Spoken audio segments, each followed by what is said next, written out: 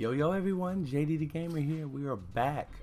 This is going to be episode 3 of the Trick or Treat series, where we take a unit that is not really used that much and we see if they're a trick, meaning that they're tricking you into making you believe that they're good, or if they're a treat, meaning that yeah, you can build him or build that unit, it is viable.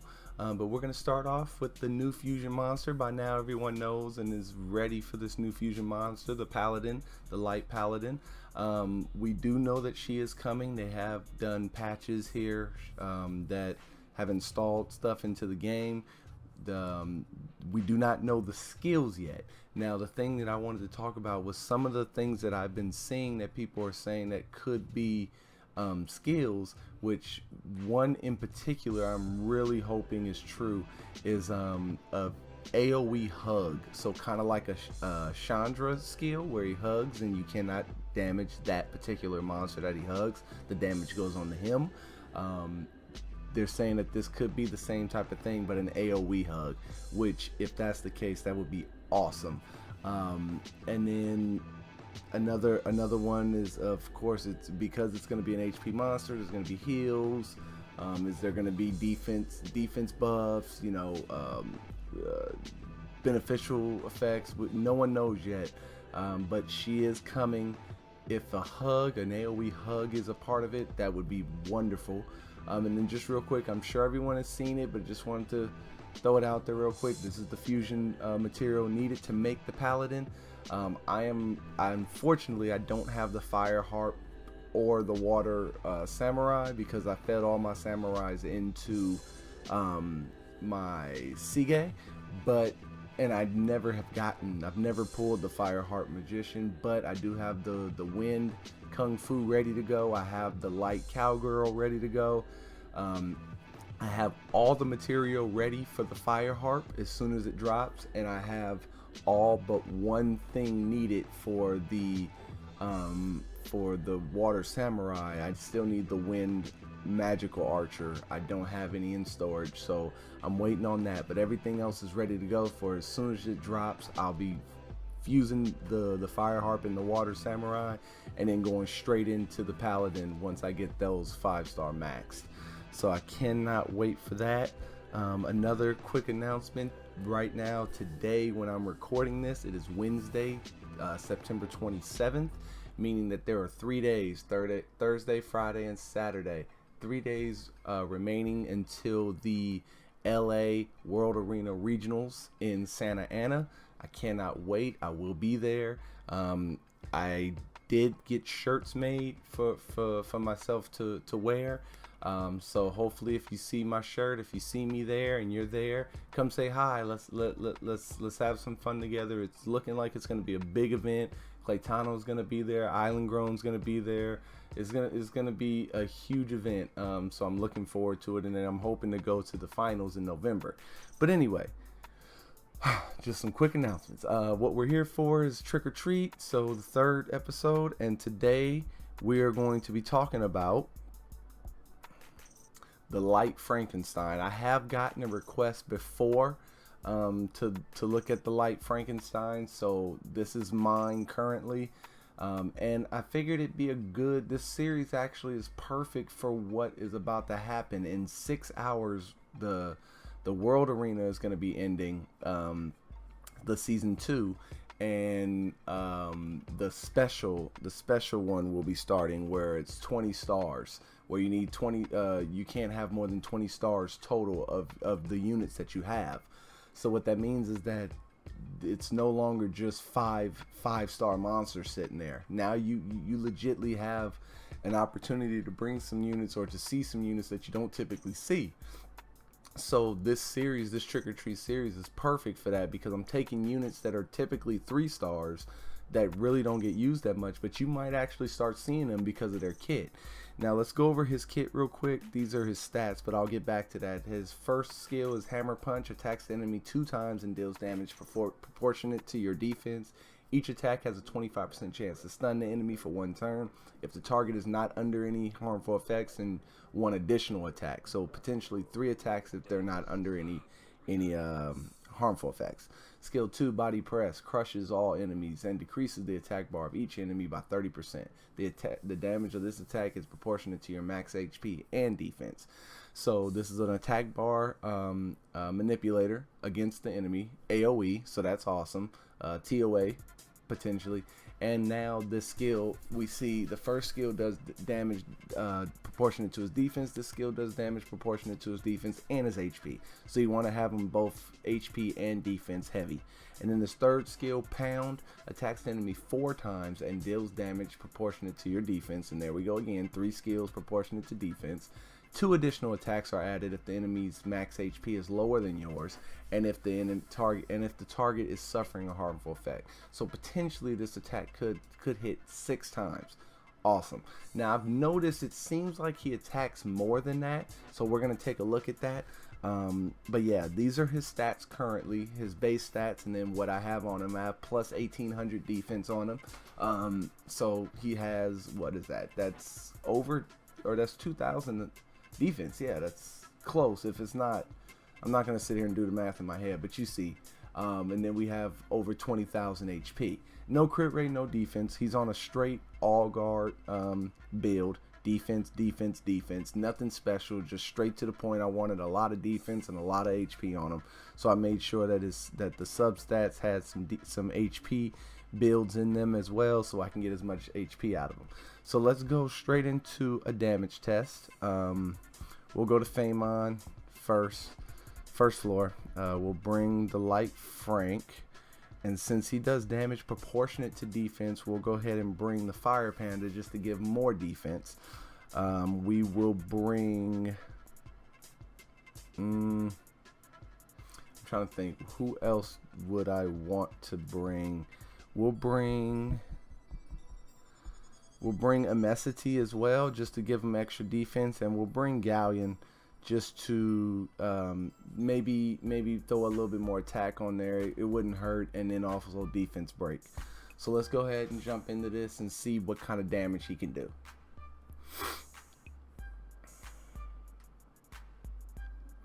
Alright, so unfortunately my Amesity is faster than Galleon, so we'll just go ahead and do this. We'll do Galleon's third skill, of course. We'll defense break or kill this guy. So I don't really want to kill, but because we don't have a defense buff. But let's do the first skill on this Hellhound over here. So 2.5 thousand times 3. So that's what, 7,500 damage. We'll buff up the defense right here, give it to Driller. And then we'll go ahead and do Pound, his third skill, on this Inugami and see what kind of damage he does. 9.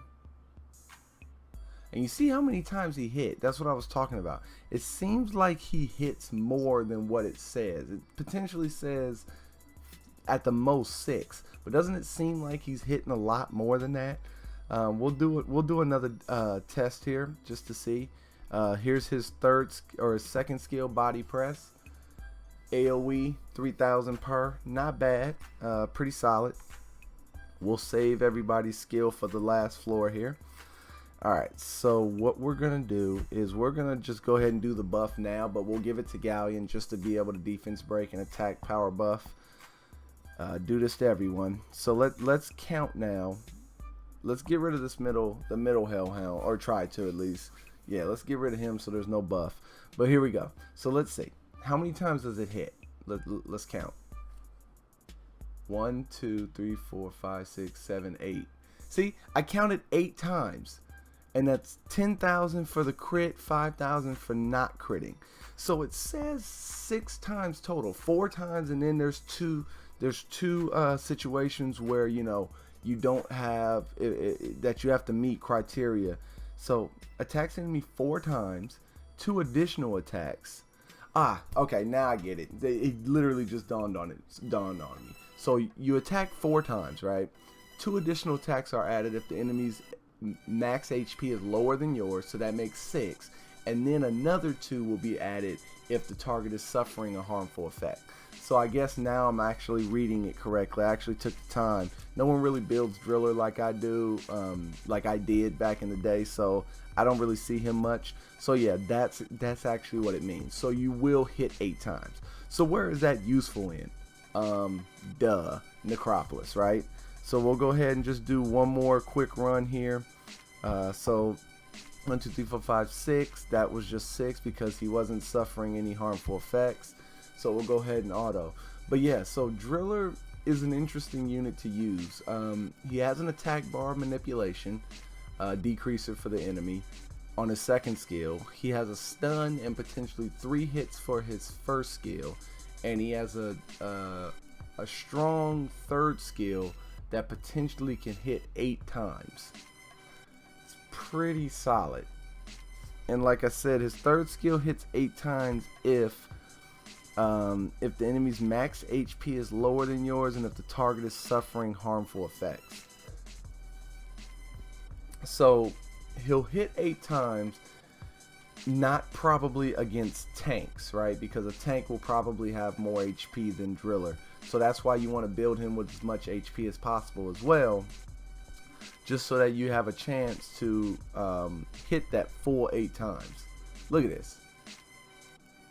Look at all those hits. Like 8,000 for the crit, 4,000 for the not crit. So you go 8 times. Imagine if I had him built on crit rate, crit damage.